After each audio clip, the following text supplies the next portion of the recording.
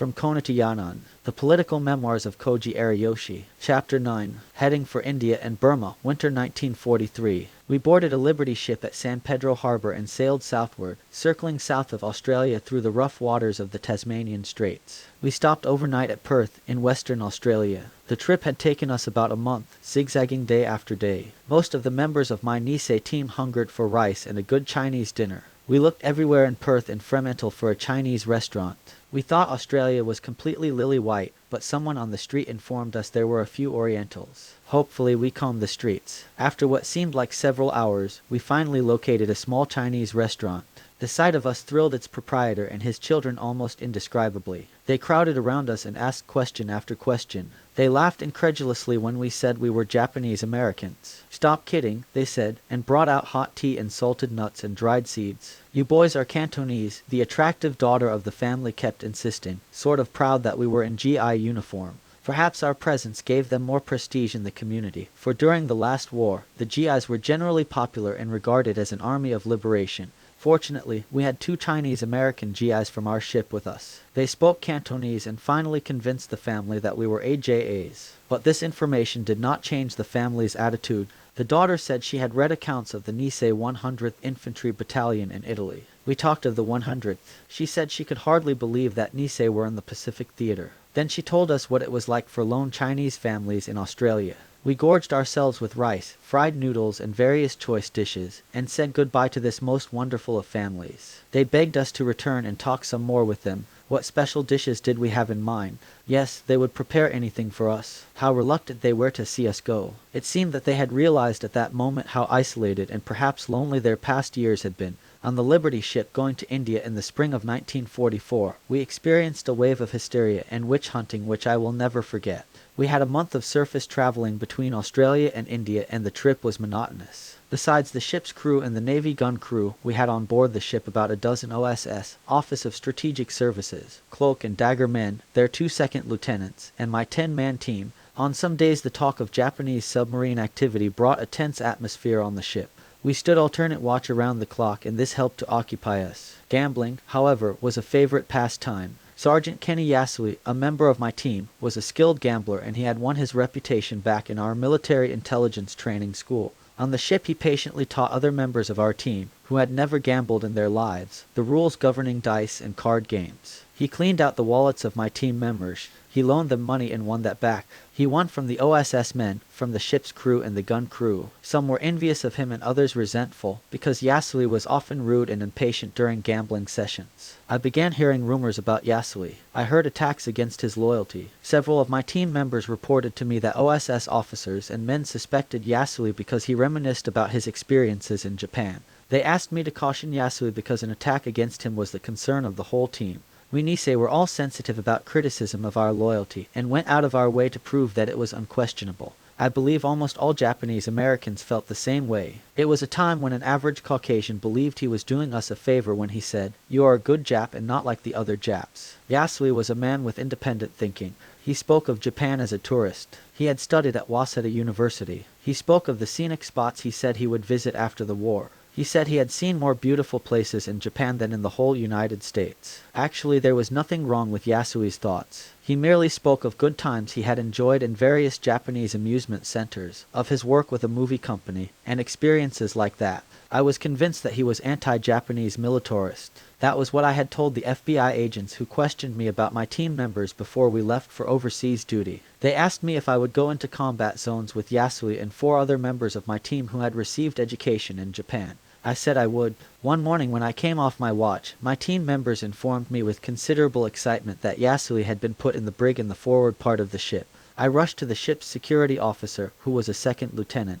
He informed me that Yasui had been asleep on watch last night. The officer said he and the other officers had decided to put Yasui on a bread and water ration for 2 weeks. I asked him if he would give the same punishment to the others. We all knew Yasui was not the only one who had slept, and the OSS officer knew it too. Their men had also been caught dozing on watch. As I explained to the officer that the punishment was too harsh, he revealed the real reason for his action. He said Yasui had expressed pro-Japan sympathies. The OSS men had reported to their officers, and they in turn had told the lieutenant.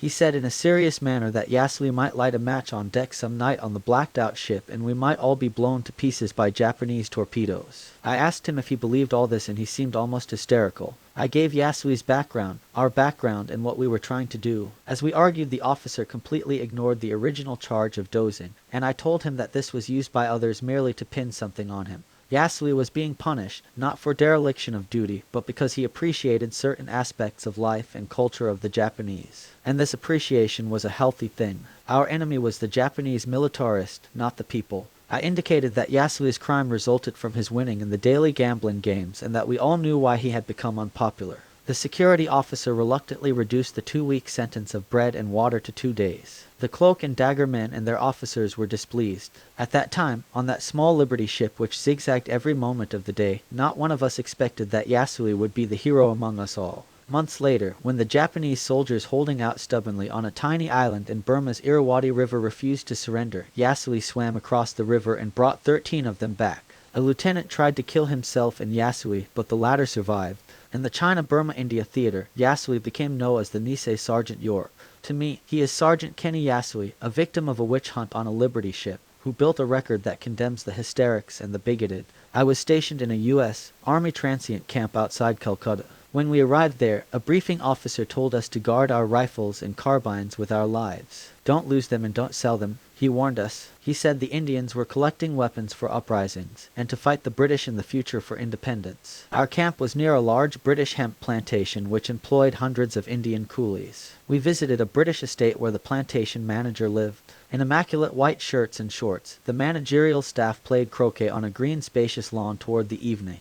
At night they showed movies. Always it started off with "Ladies and Gentlemen," the national anthem. We all rose while the reel was run off with King George's picture on the screen and a voice singing "God Save the King." From Calcutta we sailed for Colombo on the island of Ceylon, which in the early spring of 1944 was still plagued by the tail end of a famine that had swept Bengal province. The poor were still dying in the streets. We saw naked people whose bodies were caked with mud, begging with heart and soul, for death was not far away from them. We also saw rich Indians and Britishers living luxuriously, callously disdainful towards these people. But amidst the poverty and disillusionment, I sensed, as I talked with students and small shopkeepers, a restless wave stirring with great, swelling cumulative force, someday to remove this burden that rested heavily on the common people like a giant parasite.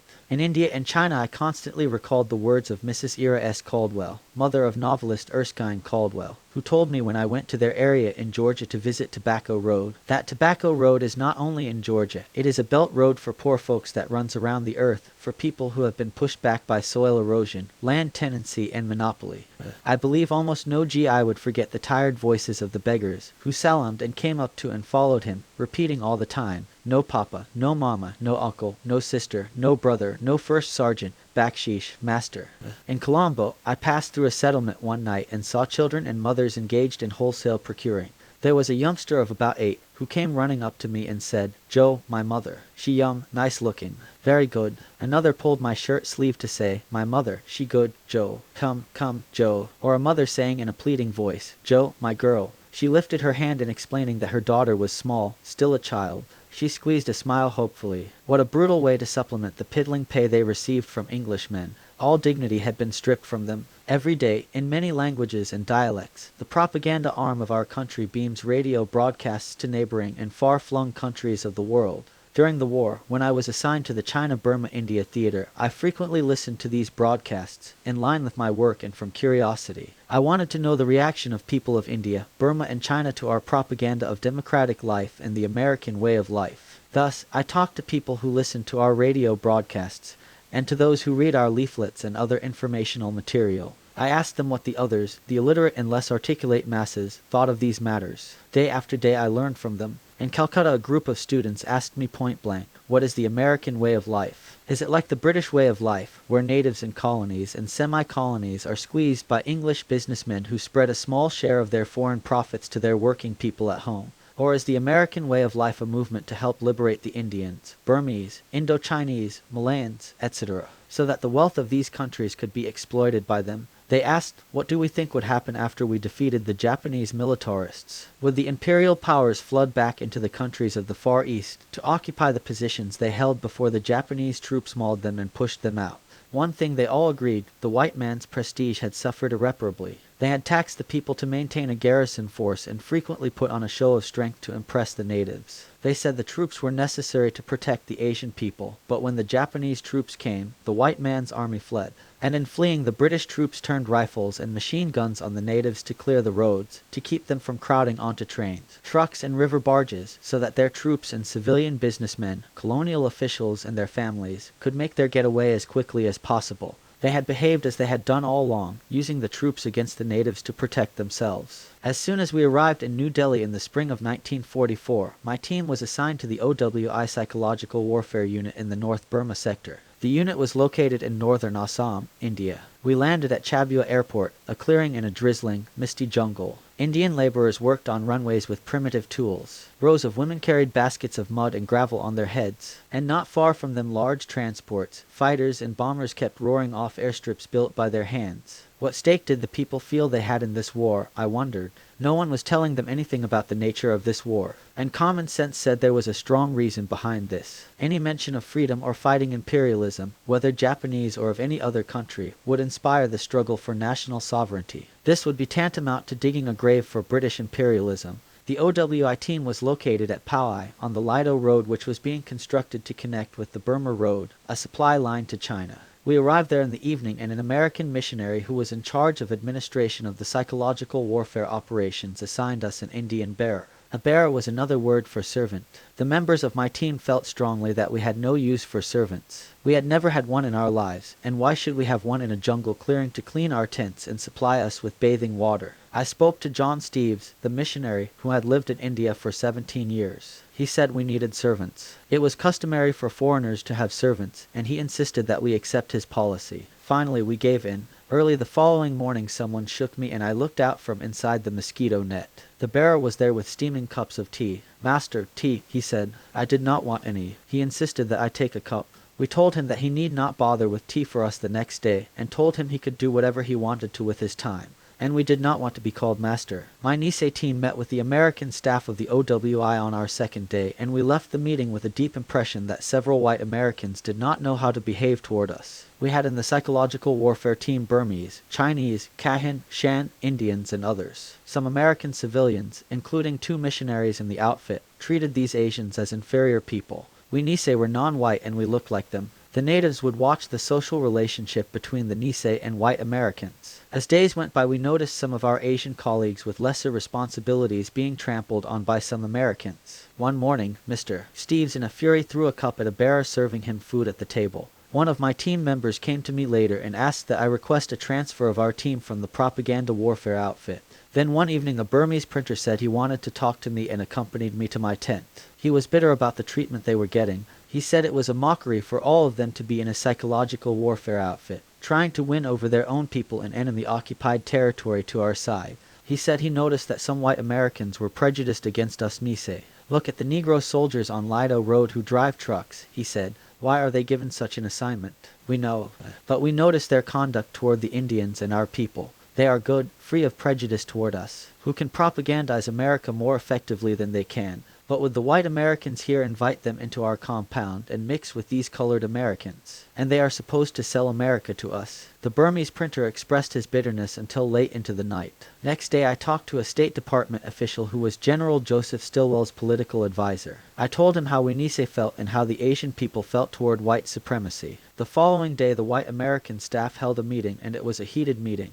The head-on argument made enemies among them. We had a few young former newspapermen who, I learned, had been quietly fighting against the racist ways of the missionaries and some other civilians. After that meeting, these writers went out of their way to improve social relationships with the non-whites. They helped Mr. Steeves rub off the ingrained racism in him, and to his credit, Mr. Steeves changed. Morale improved among our Asian colleagues. Here a group of white Americans took the lead in fighting white supremacy. The first prisoner of war I met on the Burma border in the spring of 1944 had 2 deep bayonet gashes on his throat, and his tongue, half bitten off, was swollen and bleeding. He had inflicted these wounds upon himself in 2 suicide attempts. "Do you still want to die?" I asked him. "No, I want to live if the Americans will let me." Why did you attempt suicide? I asked him, although we assumed from the reports we read that practically all Japanese prisoners of war tried to take their lives. Because, the POW answered, to be a prisoner is the supreme disgrace of an imperial soldier. Sergeant Kenji Yasui and I talked to him, paying close observation to his views and sentiments. The prisoner was a Japanese peasant who had been physically and psychologically drilled to become a fearless and ruthless automaton, with Yamato spirit and the code of Bushido.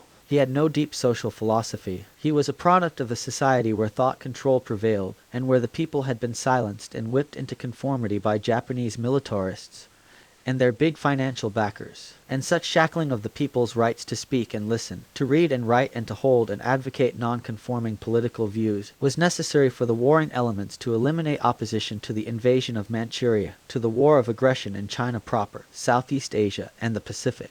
I saw then how different this soldier was from us back in the States. This prisoner had talked to other Nisei GIs who were with Merrill's marauders at the time of his capture in northern Burma. The 14-man Nisei team with the marauders, led by Sergeant Edward Mitsukado of Honolulu, was doing invaluable work as infantrymen and intelligence operators. The Japanese prisoner told us that he was shocked when the Nisei GIs first came to interrogate him. He was of the opinion, after reading about the evacuation and treatment of the Nisei and their parents, that we were all still being ill-treated. This soldier still clung to emperor worship.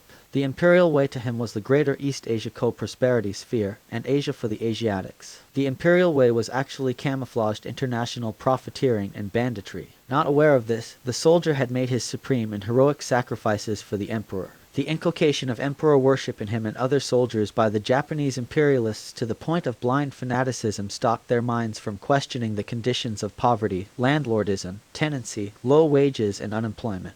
They had been told to sacrifice everything for the imperial way and the co-prosperity sphere. Japan used the slogan Free Asia. Today, freedom is again abused by Western imperialists in the attempt to keep down the surge of the downtrodden millions for liberation. This people's resistance to colonialism and exploitation in Malaya, Indochina, Egypt, Iran or Tunisia is propagandized as a movement against freedom by the Western press. The present-day mouthing of freedom and freedom-loving nations by the imperialist powers, who include among the freedom lovers the fascist Franco, is today's substitute for the co-prosperity sphere and the imperial way, and the Asian people see this quite clearly. In the bamboo hut in the prisoner of war compound on Lido Road I saw how the nature of war itself molds soldiers. There was a Corporal Sahiro, a POW, who appreciated the good treatment by Americans. To show his gratitude he sang for the MPs who guarded the prisoners. He sang loudly of how his invincible 18th Division routed the British from Malaya, marched through Indonesia and chalked up victories in Burma, too. He sang of the innocent people he had killed and the women he raped. I interpreted Sahiro's songs for the Americans. They laughed at the irony of this situation, where a POW sang of Japanese victories to his captors to show his gratitude.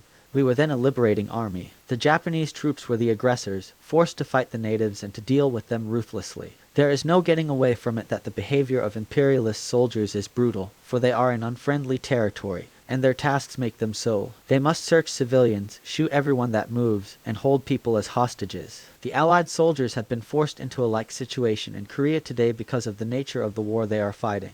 The current burning of thousands upon thousands of Koreans from the air with gelid gasoline, the shoot everything that moves policy, the support of British imperialism in rubber-rich Malaya and of the French in Indochina, where everything is done in the attempt to crush the aspirations of the native people for freedom, full stomachs, decency, and independence. All these do not differ essentially from the Japanese rape of Nanking and Gumbatsu Japan's conduct to establish an empire throughout the Far East. One day in the early summer of 1944, a Japanese second lieutenant walked into an American command post to give himself up with one of the tens of thousands of surrender leaflets we had prepared and dropped over enemy troop concentrations. When this report came in, we were extremely happy. Already by then we were discussing the desirability of re-educating some prisoners so that they would be our propagandists. Some of them, in responding to our good treatment, were writing leaflets for us. We went over these carefully, reproduced some, and dropped them among Japanese troops. At this time we heard of a Japanese political refugee, Kaji Wataru, in China who had re-educated Japanese POWs and was using them for psychological warfare on the front lines. I spoke to the State Department official who was one of General Stilwell's political advisors about the advantages and need for doing that ourselves. Why not use POWs in psychological warfare to save lives? Why not remold them with democratic ideas? A defeated Japan would need such people to proceed along democratic reconstruction,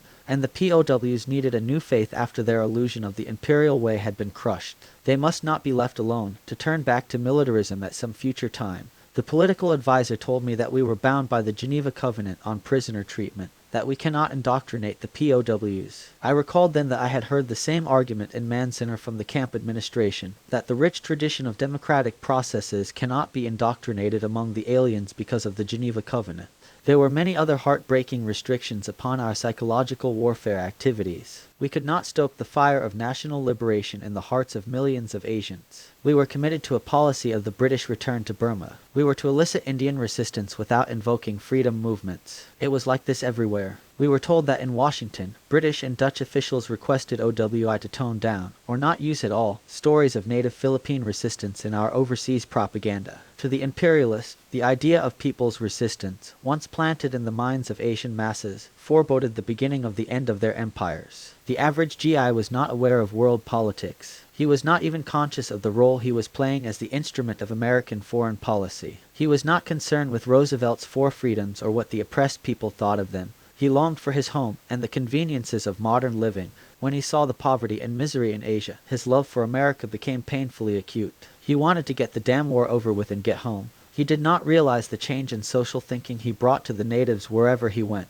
He was essentially kinder than the British, for he felt he was part of the great liberation army fighting imperialism. He was not fighting native people. There was no order issued to him to shoot everything that moves. He did not see the flattening out of villages by his air force or the burning of innocent people with gelid gasoline, as is being done in Korea today. He made friends then, and basically enjoyed a comfortable feeling among the native people. But this was during the period of Roosevelt's leadership, not Harry S. Truman's.